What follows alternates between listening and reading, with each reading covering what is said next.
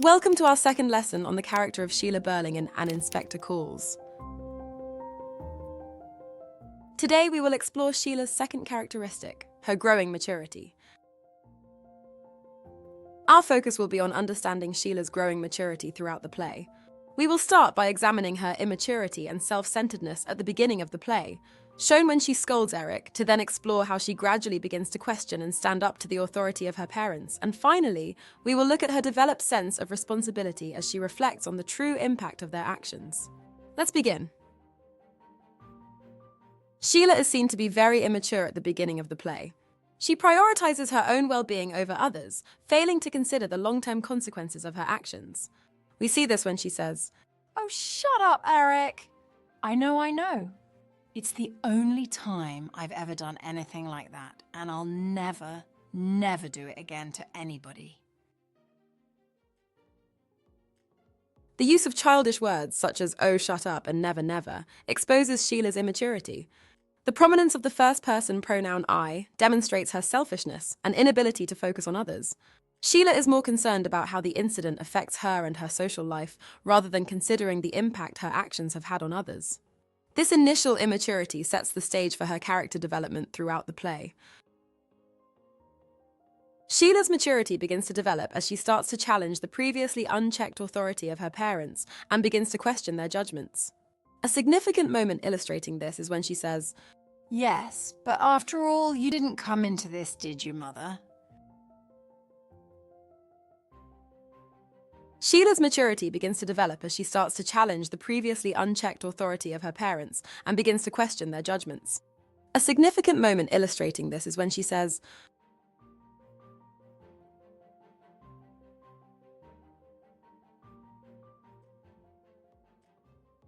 This quote shows Sheila's growing maturity as she openly criticizes her mother, showcasing her new independence of thought. However, the way Sheila delivers this line, with a sulky tone and a rhetorical question, suggests a mix of maturity and teenage rebellion.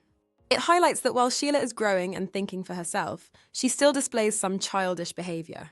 This duality adds depth to her character and paints a picture of a young woman caught between adolescence and adulthood. At the end of the play, after the inspector leaves, it is Sheila who steps into his role by holding her family accountable for their lack of empathy and thoughtlessness.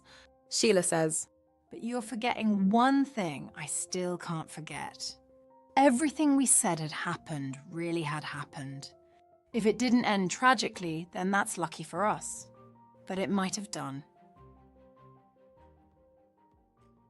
This quote shows Sheila's newly developed maturity.